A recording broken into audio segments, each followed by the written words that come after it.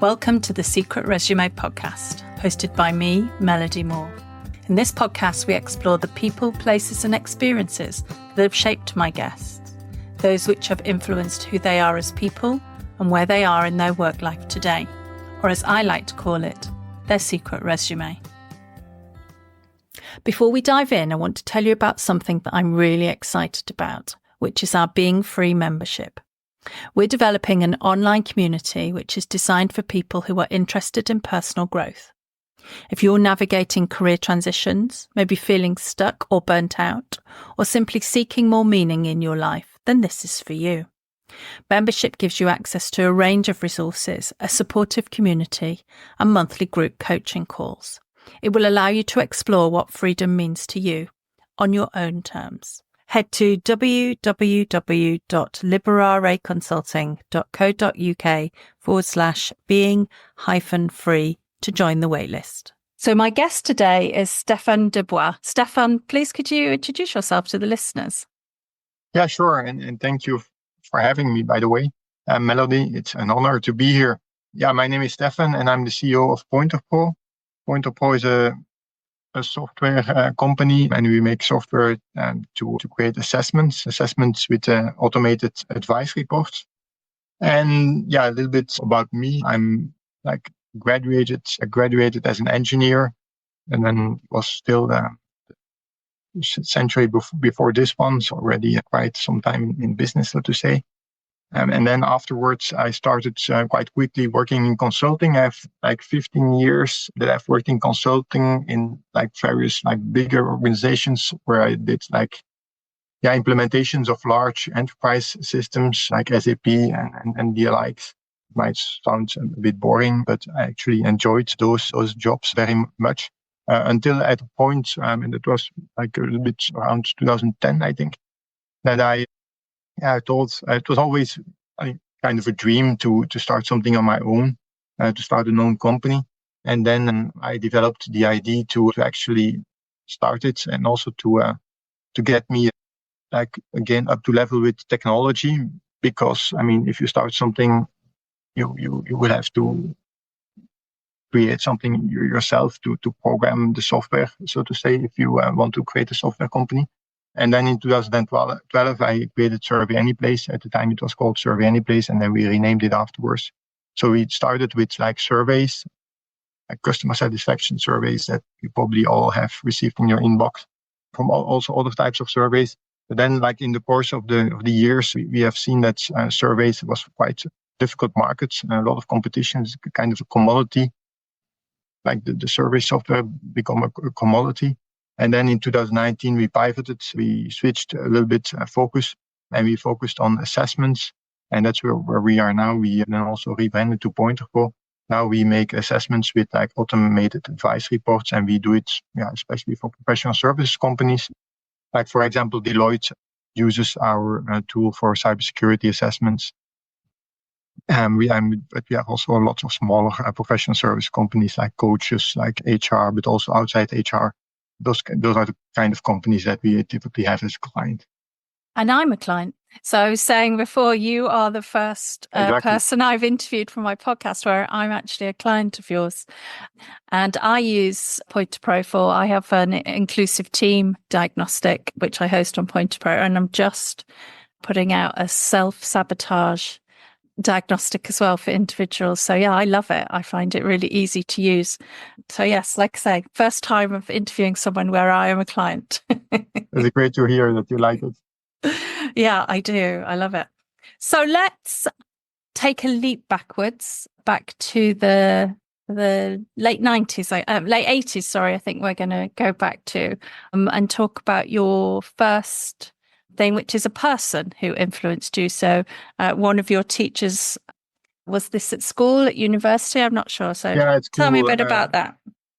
It was a teacher at school, and I think in the 5th grade, a mathematics teacher who was really passionate about his about mathematics. And we up to then school was for me a bit necessary evil. But then he really something that's difficult to describe what. But that's not only me, but also some other kids at that moment in the school could transfer the passion for mathematics and science to those students. And I remember we really, because we were then studying for the we all wanted to become engineer, and you had like an entrance exam for to become engineer, and we tried to these small books where there were like questions that were asked like in the years before on that same exam, and we tried to train ourselves by doing those exercises.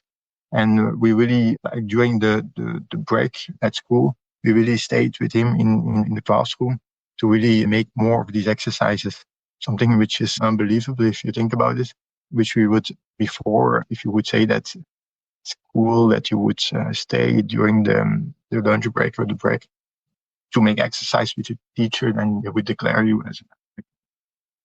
So you voluntarily spent extra time. Yeah.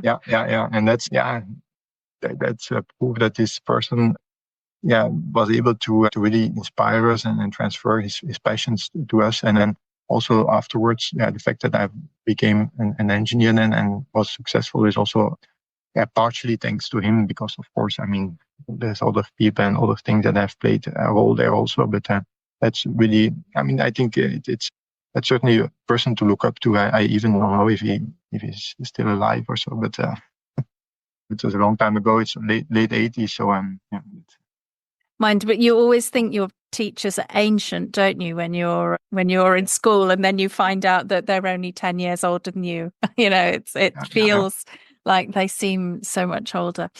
What was it about what he did, do you think, that were you interested in maths beforehand and he spotted that, or was there something about the way he taught that was particularly inspiring? It was both, yeah. So I was interested in maths before, and it was also in the different classes, and that was a classes which was most focused on maths and science. So he was only teaching there, and then, but also the way he acted and the way that he could explain the things and with a story about like an application of some of the maths. I mean, that was very inspirational. Not a lot of people have that, and we should have more teachers like that. So he was able to make it real rather than a sort of academic approach. Yeah, more real, less abstract, and also to make it fun. I can't imagine someone making maths fun. But I mean, other teachers could do that. We had a history teacher also, which who could really, if you remember the teacher after 40 years, and probably he was kind of special. History teacher was also like explaining the battle in Waterloo where Napoleon lost. I mean, with stories and I mean, everybody was listening. Really nice. Amazing. So you said he also influenced the fact you went on to do engineering. Yes, well, perhaps I would have done engineering after anyways. But yeah, I mean, it was an important factor. I think not only that I chose engineering, but also that I passed then the exam, because you always have to pass the exam, otherwise it's not possible. So in that sense, yes, he was an important driver for that. Excellent. I always think it'd be really funny if people just randomly heard this podcast and realized that, oh my God, that's me they're talking about. So your next person is again a person, which is your wife. And we're looking here, in the 90s. Do you want to talk a little bit about her and the importance of the role that she's played in your life? Yeah, sure. So I met my wife after my engineering studies. We went to France to study another year for business economics. Because as an engineer, you don't have a lot of economics during university. And I met her there. She's Belgian, but I met her during our studies in France. And I think we are still married, so that's already a good sign. But then the thing that I wanted to say, how she has influenced me, I think we have a lot of things in common, which is a good thing. we have sometimes also things not so in common. But there I think we both accept that when she's more like she wants to do way A and I want to do it way B, that like the middle ground is potent. I mean, we both understand that the middle ground is possibly better than the original way that we wanted to do some things like that. With also like the education of our children, I tend to be more tolerant. She likes to be more strict. And then, I mean, yeah, the middle ground is possibly, I mean, it's not possibly, is probably a good compromise, but not a compromise that actually is better than if I would educate my kids alone or if she would do so. And what's it like for her being married to an entrepreneur? I'm guessing you were in consulting and then working for yourself. My guess would be that's long hours and travel. Is she also working and doing something similar? Yeah, she has worked until the birth of our second child. And yeah, in the beginning in consulting was long hours, and now still it's long hours, although it's maybe less than in the beginning. So yeah, I mean that's something that needs to be accepted. But on the other hand, like the weekends or the evenings or like the holidays that you are together, yeah, you have to be very conscious about that and to get the maximum out of it. Like long time on abroad that you don't come back, I never was in favor of that.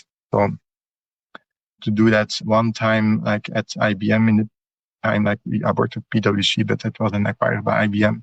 And then I had to be like a long time abroad, a long time, so only like a year or so.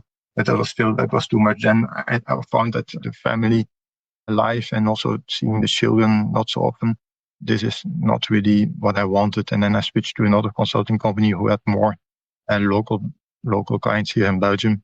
And that was, that was much better, like from a work-life balance point of view. Mm. I'm curious around work-life balance. As you know, you're part of a series of interviews I'm doing with entrepreneurs, and burnout and balance is, I know, a very live concern for many of them. And I'm interested in how you've managed it. As you say, you gave an example there. Any other thoughts on how to avoid burnout as an entrepreneur? Yeah, I'm maybe not like I'm not really a perfectionist or so, and those type of people have maybe more risk to have a burnout. So, but yeah, I mean, for me personally, it's like doing some other things that have nothing to do with work and sports is one important thing where you can reset yourself, like mentally, but also physically, and family life, friends, but also do it without obligation, because otherwise, I mean, like you have to do sports, you have to spend time with family, and you have to like be with friends and go out and you have only so many hours in the day, and you have like all the work, of course. So then when it becomes like an obligation, then I think the danger of burnout is increasing. So I try to limit only the things to the things that really give me energy and avoid the other things. Mm. So actually, are you saying that trying to do everything can cause burnout as much as just focusing on work? Yeah. Trying to do everything and to because you can and to have a bad feeling when you cannot do a certain thing or so. I mean, just fine to have an afternoon that you have nothing to do and just reading a book or whatever, or doing nothing. I mean, that's perfectly fine. If you don't have those moments, I think it's difficult. Are you good at relaxing? Yeah, but relaxing is not like sitting in the sofa or lying on a sunbed during holiday. It's more like doing sports or so. And some people may not. I mean, for some people it may be different, and I understand that. because some people like cycling, for example, maybe like worse than work. Sure. But for me, it's actually relaxing. And then it's also, I mean, both the physical aspect and also the social aspect, because normally the sports you do also with friends, and then afterwards you have a drink or you have a good conversation. So yes, I think that's my way to relax. But again, other people maybe do that differently. So your relaxing is still doing, but it's just doing something different with different people. Yeah, exactly. If there's no deadline or no stress that you have to do something, then most things can be relaxing, even working in the garden or cooking. These are things that I don't do that often, by the way. But if you have enough time for it, if you have the whole day to make a special recipe, to go to the shop to buy the ingredients and everything, and it's quite relaxing. But not if you arrive at 6 o'clock from your work and at 6:30 the children have to have food on their plate and still have to go shopping and so on. Then it's not relaxing. So it sounds like something without a deadline. Yeah, sometimes I think also in work, and it might seem like counterintuitive, like from an efficiency point of view, but it's like relaxing to have no deadline. So to have like an evening when my wife is, for example, not home in the evening, that I can work until 11 o'clock and not really, I don't have to be productive, because I know the fact to not have to be productive is relaxing. And you do some work, but maybe you could have done the same work in half the time, but it's not really a problem, because I mean, you have the time. Of course, I mean, you cannot do that always, but all right. That's interesting. So even working can be relaxing if it's... Yeah, even working, but those are mostly the moments that you take some work, something that you, like you read an article that you always wanted to read, but never took the time for, or some things that maybe, or look at some statistics or some numbers that require a little bit more processing or whatsoever time, that you can do it at ease, and that doesn't feel as work. Honestly, I mean, that is, I have no problem in doing that, even if it's in the evening or in the weekends. I find myself doing the things I really enjoy in the evenings or weekends. You know, like I'm single parent. My daughter will quite often, she'll be out doing whatever activities she does, and I'll find myself drifting to my laptop and doing some of the fun things that I don't always have time to do in the day. I mean, they might not be fun to other people, but to me, you know, I find myself, and the same, it doesn't feel like work. It feels like relaxing because it's a fun bit of the job. Okay, brilliant. Thank you. Let's move on to 2010. You had an accident. Do you want to talk a little bit about that? I had a snowboard accident. I mean, it sounds quite serious maybe if you tell it like this, but I mean, I'm still here. I'm still healthy. So it was more or less okay. But at the moment itself, it was of course scaring. So I fell on my back and I broke 4 vertebrae. Is that the way you say it? And but luckily there was not like the nerve, which is like inside the vertebrae, was not touched. But it was really painful, and there was nothing that they could do like from like surgery or things like that. So I just had to rest, and then it would heal on itself. But that were like 4 weeks that I had to be like flat in the bed, and then afterwards, well, during this 4 weeks also I could like stand up from time to time, but it was quite painful.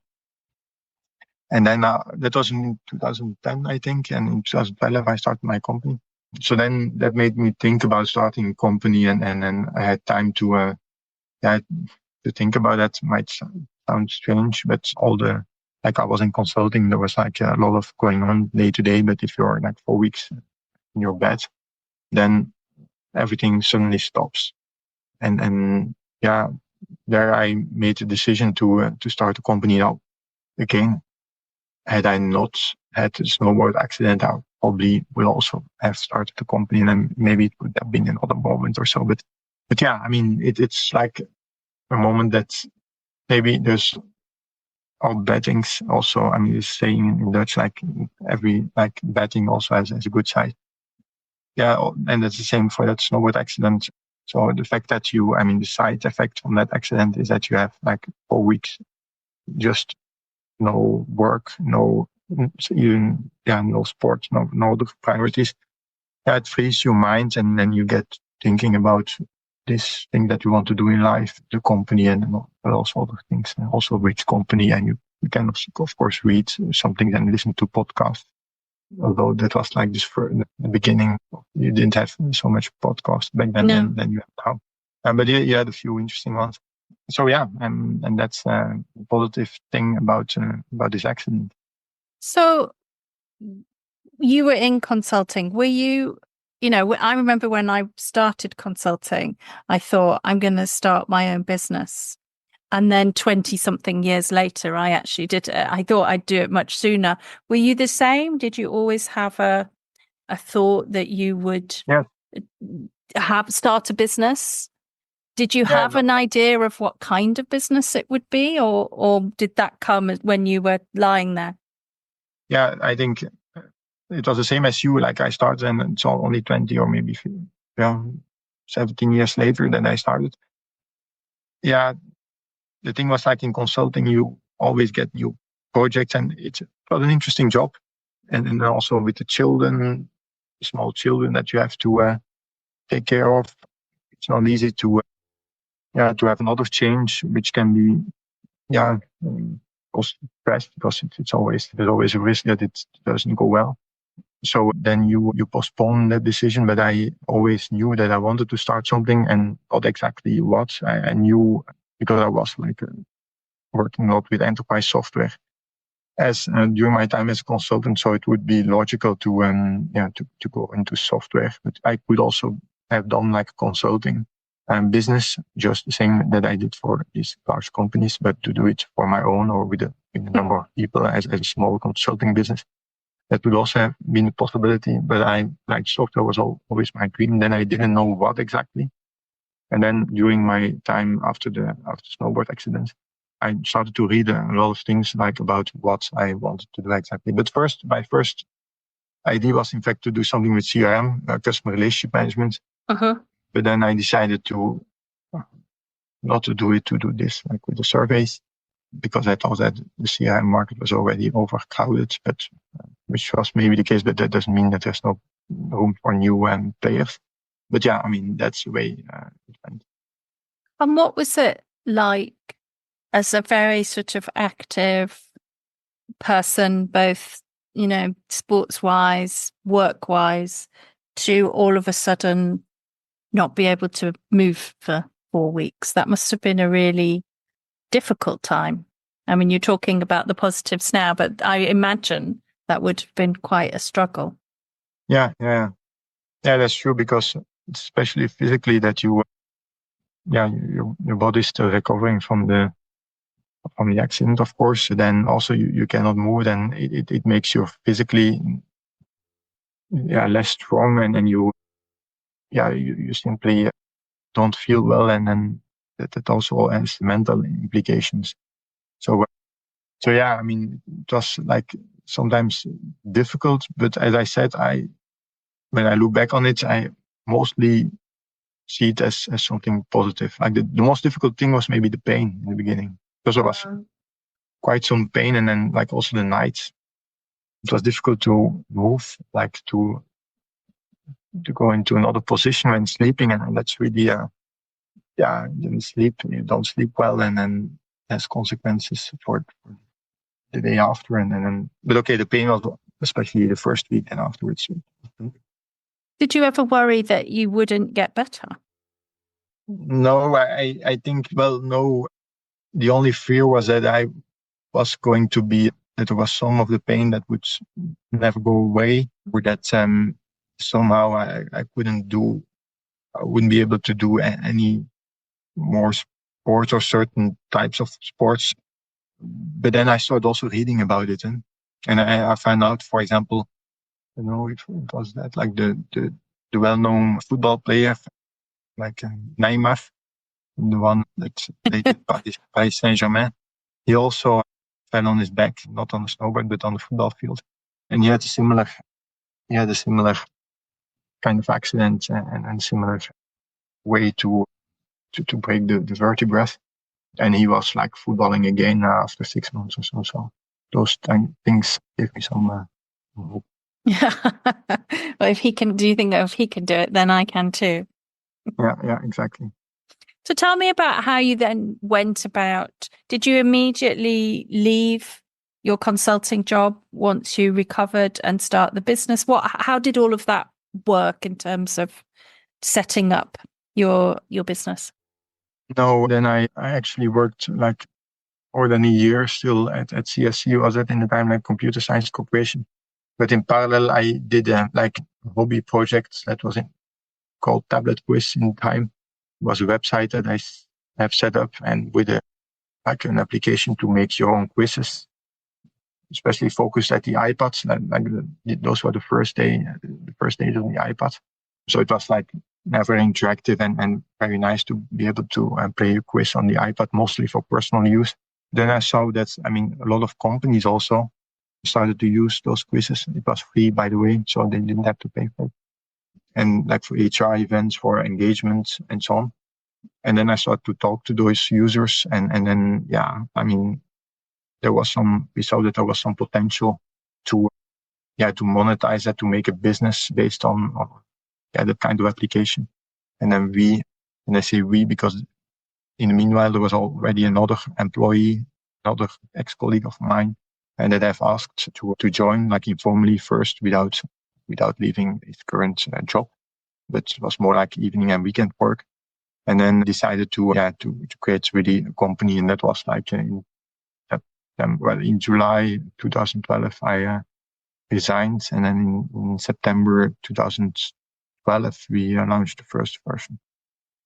And then you had left, or you? Yeah, we left in July, but then, some of the work was already done because we did it after the hours. In September, we were able to launch the first paying version. In fact, Survey Any Place was it called in the time. And from then on, we were full time in the new company. So it was what they would call these days a side hustle originally. Yeah. Exactly. And that's something that I commend to other people also, to if you can, to do that, because you learn a lot, and you learn also the constraints, because you only have the hours, even not your full set of hours. Mm-hmm. It's only after your regular work or job. So that's I think it's interesting to do. And what gave you the confidence to then quit your jobs and go full time? Yeah, I think it's a calculated risk, as always. The fact that I still have these screenshots of these emails, because the emails actually, they're on, I don't have the actual emails, but the screenshots, where these people say well, a lot of teachers and so on, but also really persons from companies, like HR persons, like we use this quiz for employees. And then I also checked out whether I could call them, and we did some calls, and they say I asked if I would have a paid product for this, and would you also use it? And they said yes. The price was of course very low, and so for like a large company to pay like $50 or so, that's not a big deal. But it's mainly that's what gave me the confidence to start, because I think if there are this type of company, HR person, there's many companies like that. So then the market must be big enough at least to create a small company and even a bigger company. And so it was not like that calculated, or so it was more based on qualitative feedback. Initially, there was just the two of you? Yes, just the two of us. And then there was a third person that came in around December 2012. Then a more commercial profile. And like always with the business partner, the first month, they just do it for free without commitment. It's a bit like skin in the game. The skin in the game is the free work, the sweat money, as I call it, that you give away to the new company. Then afterwards, you of course have to formalize. You have to formalize everything in a shareholder agreement and officially allow them in the company. And you said at some point you pivoted. You were initially looking at sort of engagement surveys. Is that right? And then you've chosen to focus more on assessments. When did that happen, and what made you think we need to do something different? Yeah, that happened quite some numbers of years later. Because in the beginning we were quite successful. Like with the surveys, we really focused on the respondent experience and to make that experience superior. And by doing that, collecting more and better data. And in the beginning, that worked well. And also we were, I think, nicer looking than the other survey tools, which were more focused on market research. But then afterwards, all the competitors did the same, and we were more we were not so different anymore from the others, which was a problem, of course. And then we knew that we had to go for more like a niche, something that's maybe smaller but higher valuable and for more targeted customer audience. But then only in 2019, so 7 years later, we have explored some niches which afterwards figured out that this was like a dead end. It was not worthwhile pursuing, but you only find out when you do it, of course. So you lose some time or you invest some time by doing that.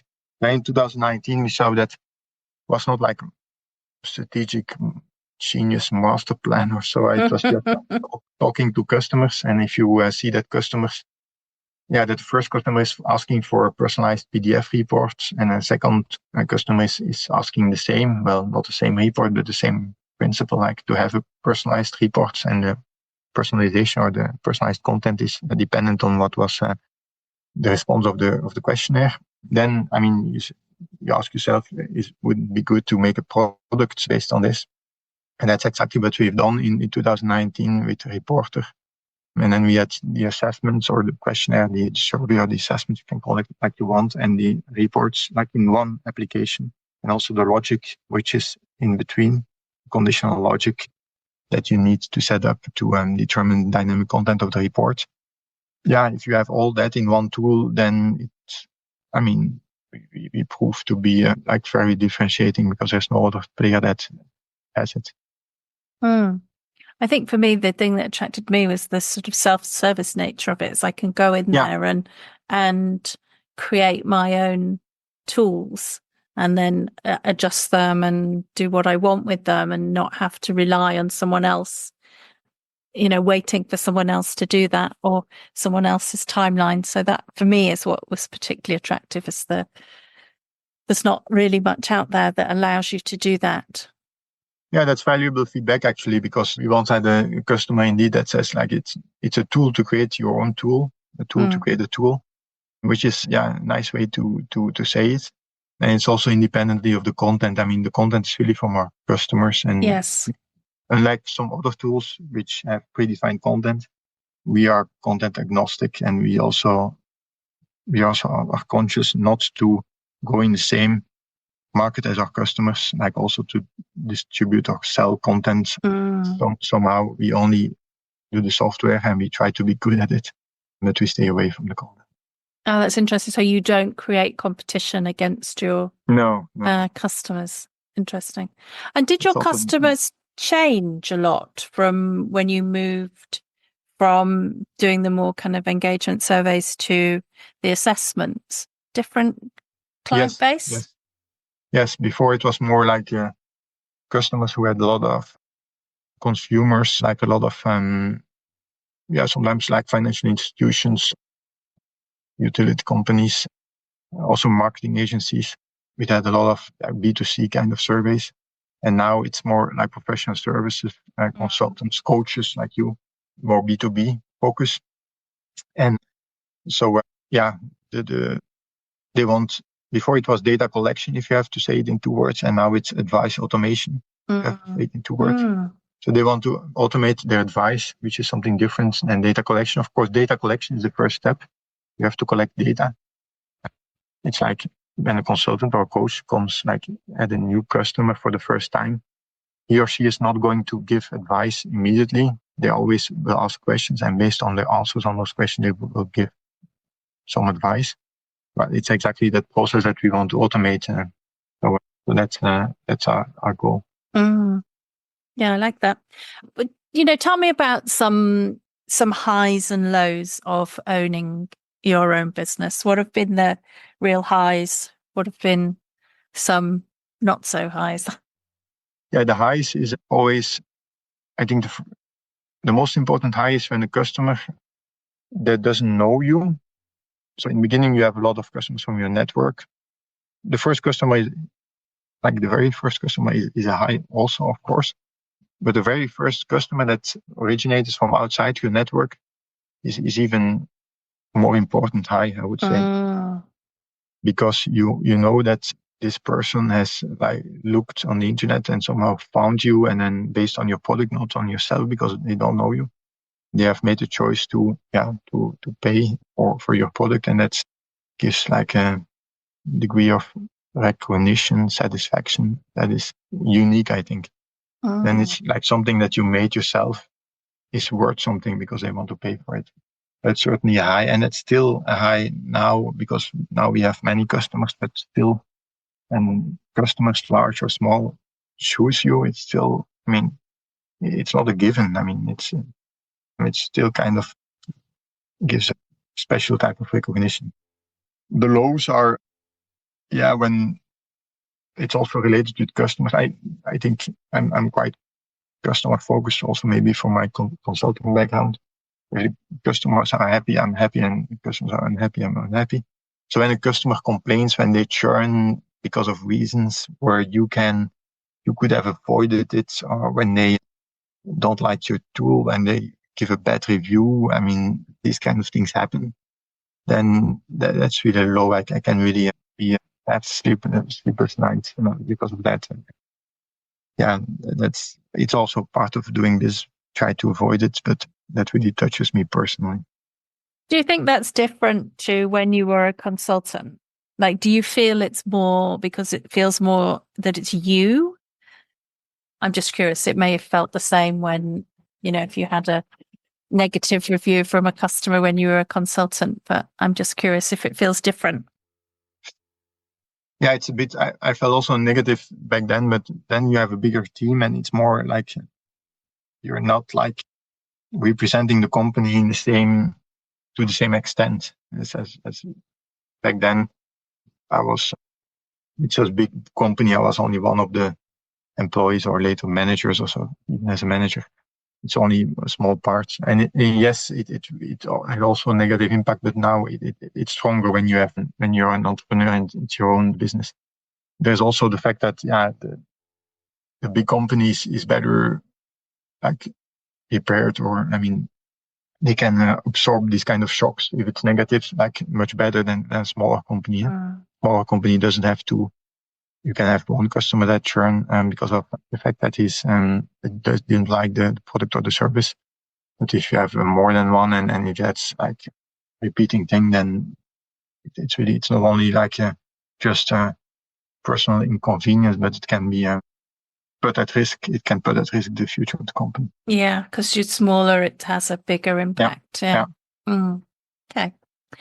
Let's move to your final person you're going to talk about, who's your father and the influence he's had on you. Do you want to tell us a bit about that?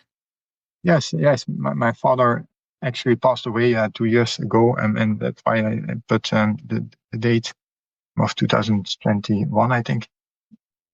Yeah, I think my father was a very calm person. He was a surgeon, and what I learned from him is that you don't have to be like, how do they say that you always have to like talk a lot and be very present, and this kind of having that kind of personality to be able to realize something in life, and to because he was a well respected surgeon and had a good career. Before I was maybe thinking that it's especially these type of people who were successful in life, but by seeing my father evolving and doing and reaching the life goals, I mean, or reaching success in his life as he did, is something that I learned, that you don't have to be like, there's different paths to success than just being the one that is always present and talks a lot and so on. that's something that has impacted me by looking at my father. So it sounds like you're saying that you could be a more introverted leader? Exactly. Not extremely introvert. I think, there's certainly people that are more introvert, and when you have to deal with clients, and so it's maybe, if you're too introvert, it will also not be the best thing. I really like to be with other people, and I like to meet new people, and so it's not a task for me to meet new people. I'm not introvert in that sense, but I don't need to have always like most of the talking and everything, and that's the same as my father. And sometimes you think, is that not a handicap or so? But the answer is no. You can perfectly succeed as an entrepreneur, as a surgeon, something else in life without doing that. I think that's really interesting. I think if you asked most people, what they thought of entrepreneurs, they would expect them to be out there, extroverted, kind of leading from the front in a very visible, vocal way. So I think it's really interesting that you found the right balance for you. Yeah, exactly. Yeah, otherwise you're doing things that you're not comfortable with. You're trying to be a person that you maybe don't want to be, or that you have to force yourself to be, which leads to the right results, I think, and also your level of happiness, or I would feel a bit strange, or like a bit like an actor or so. Yeah. So there's something about doing it your way and doing it authentically that's important. Yeah. In general, I think also, if I learned something in business, is that there are many paths to success. Although you get a lot of advice, and some which is good, but there's many paths to success. For example, it's something different, but we had a discussion like from whether people have to work at home or not. And you see, like, for example, Amazon has asked all their people to work 5 days in the office again. And we have sometimes discussions about this in the management team. We do like 2 days at the office and 3 days at home. Maybe we should have a little bit more at the office. You can discuss about it. But there's companies that are successful that have just 5 days at home, complete telework. You have companies, hundreds of persons, who are successful in that way. And you have companies probably like Amazon or others who are also successful, and you have like 5 days at the office. And then you have companies in between, also in between, which are also successful. There's no one path to success, but if you define a policy, I think you have to explain why that is, and you have to be very clear about it. You will attract some people, and you will not attract other people, which is perfectly fine, but you have to be conscious about it, and it has to be deliberate, because otherwise then it's less optimal, I think. But like with many things, you can be successful in different ways. And also being clear about what it is you offer, it sounds like, to the employees, so that they can make that choice for themselves. Yeah, that you have a clear profile also versus customers, that you really, because like the satisfaction surveys now also, if customers ask that, then we say, okay, it's possible with our tool, but we are not specialized in that. You cannot do everything, otherwise it becomes like less clear for people who you are, what you stand for, and also internally it's difficult to do everything, because it requires much more resources. So that's about your niche then, defining that and staying with it, it sounds like. So even if clients want you to expand out of it, it's about being very honest about what you can and can't do. Yeah, so some things, when clients ask it, we will do it, and some things we will not do. Of course, saying just no to a client is difficult. Even if you don't do it with your product, then there's maybe another product that does it, and that you can connect with your product or so. I'm not in favor of saying no to customers. You should always have an answer, but the answer might not be your product. Like in some cases, that can be another product, or wait to buy a software product because, software products don't solve every problem in life or business, although sometimes it seems that they do. But if you are clear, I think that pays off in the long term. And what's next for your business, for you? Where's it going? Yeah, we try to have like decent organic growth between 20 and 30% per year. And like to do that, we have identified now that next to we need some additional channels to client acquisition. We need more business with existing clients, with large existing clients, such as Deloitte, for example. And we need also more like leads that are independently of marketing that sales generates on their own. And we have more we don't have to stop the marketing needs, of course, but then we have more diverse stores. And then next to that, potentially also a partner channel. So that's on the acquisition side. And what is next? On the product side, it's probably integrations, AI, and a renewed UI UX. So those are the priorities for 1 or 2 years to come. And I think that will be very beneficial to our customers. Just on that, you mentioned that AI. How do you see that playing out in your field? Yeah, 2 things there. The first is AI for data analytics and to allow our customers to get insights in the data in a more human conversational way. The data that they collected with the system. That's the first thing. And second thing is assistance with creating assessments and reports from AI. But then with that differentiation to ChatGPT, because then you could say, okay, why don't you use ChatGPT? That you have it secure, specialized, and private. Yeah. So maybe start with the latter 2, like private, that your data is not used to train like another LLM or whatever. For most customers, that's an important requirement.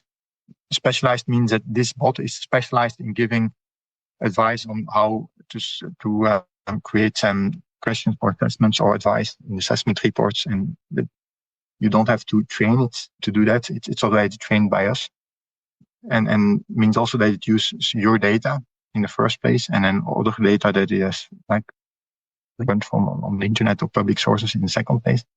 And then secure also that there's almost Olympic minimum that everything happens in a secure way, that your data is not like exposed online or so. This is a request from that's an important requirement from our customers. If we can do these 3 things, then and we can do like a chatbot or a co-pilot kind of thing in our tool, then our users will prefer that rather than ChatGPT, I think. Yeah, sounds great. Sorry, and I interrupted you. Was there something else you were talking about in terms of the product?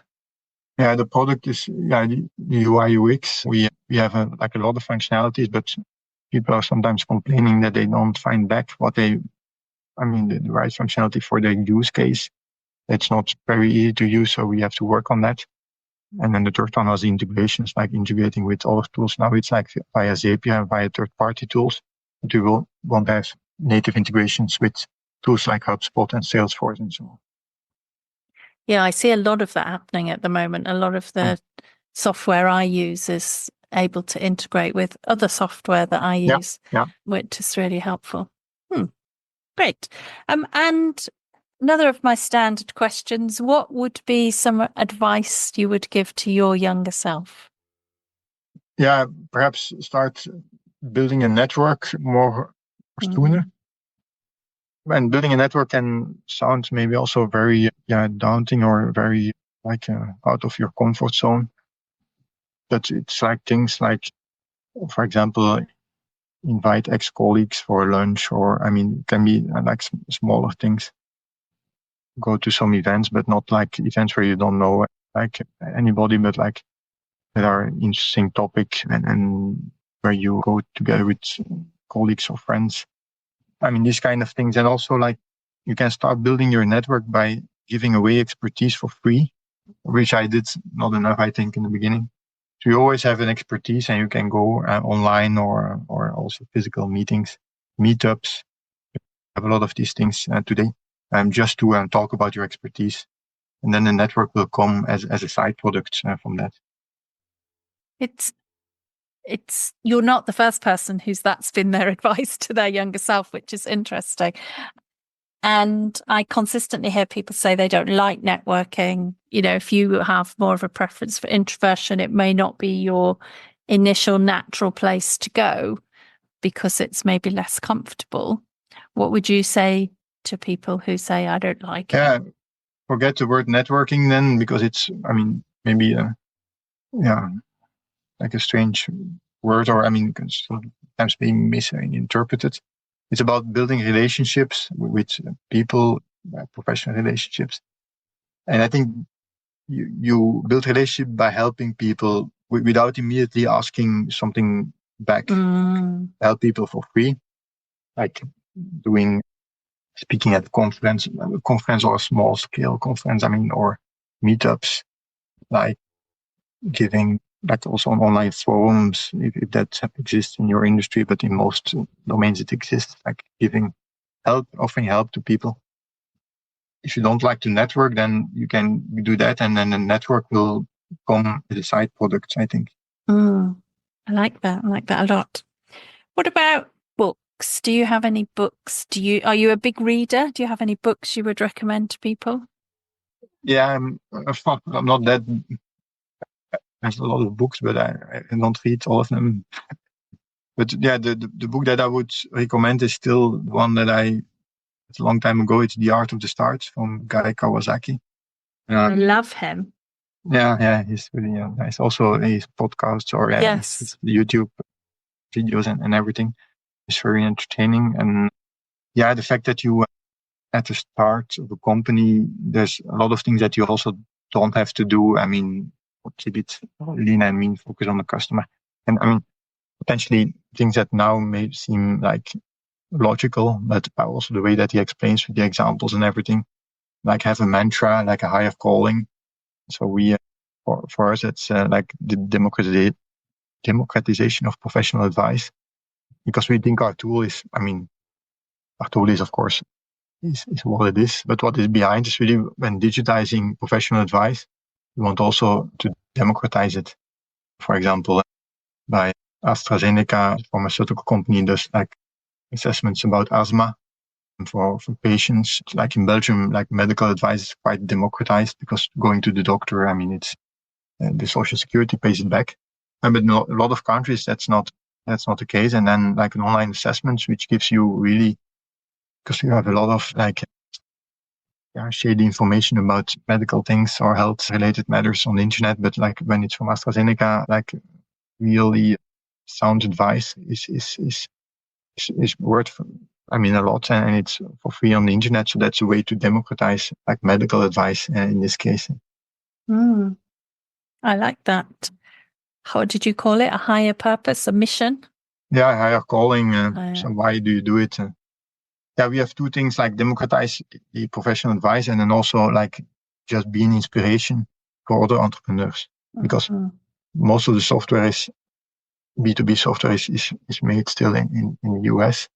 But we want to prove that also in Europe we can make a company that can be an important player for in B2B software, and can also sell to our customers worldwide, including in the US, because 50% of our customers is there. For me, it was important that you were in the EU because, GDPR, understanding all of that, some of what I collect is quite personal. And I wanted to work with an organization that knew and understood GDPR and wasn't going to do anything crazy with the data that we were collecting. Yeah, that's... Final question. What would be a title for your story? Maybe something like a long but something with long and determined, like it's a long climb towards the top of the mountain or towards our goal, but we are determined to get there. Or maybe like calm but determined, something like that. That we are calm, but we I mean, that's, calm but determined. Is that what you said? I like that. Yeah, calm but determined. So those things doesn't have to be like in conflict with each other. Yeah, I like that. So that you're determined to get there, but you're not nervous or something. Perfect. No, I love that. I think that would make a nice.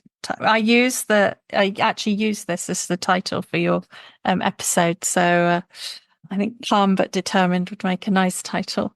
So I just want to finish off by saying thank you. It's been really, really interesting. It's interesting to hear about your company and how you started it all off, but also to hear about you and what's been important to you and who's inspired you. So I really do appreciate your time. Thank you, Melody, for having me, and also to uncover a little bit more personal things, because I have done other podcasts and it's more like purely about the business side of things. But here, being able to talk about the personal things feels different, and it's nice to do. Thank you. Great. Thank you. This is the first time I've interviewed someone for the podcast where I am a client of theirs. So it was really interesting to talk to Stefan and to talk about PointerPro and some of their thinking from a client perspective, if nothing else. But I also really enjoyed understanding him a bit better and understanding his entrepreneurial journey. There's a couple of things really stood out for me. The first was around, the power of that teacher that he talked about initially and that got him into really enjoying maths and engineering. And just, it's come up so many times in the podcast is how teachers can have such a positive influence and a really strong influence on what we can do with our lives, and having a great teacher can really help you be interested in a subject, and they change the trajectory of our lives, because we may or may not be interested in something, but if they make it interesting and they make it real for us, then we become interested in that, and that's what we end up studying, and that's what we end up doing for a living. So I think the power of teachers, and as the daughter of a teacher, it's something I think when we're in school, we perhaps don't appreciate, and it's only looking back we realize how much influence that they've had.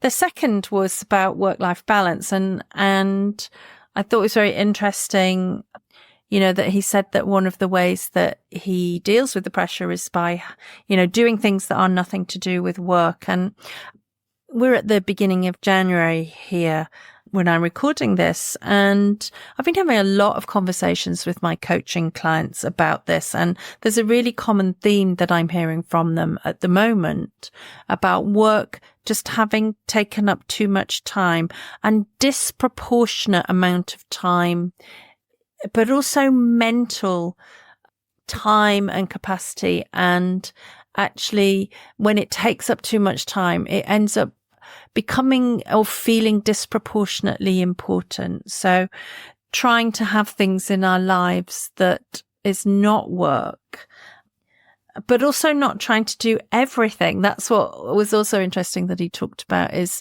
it can be just as stressful and create just as much burnout by trying to do everything.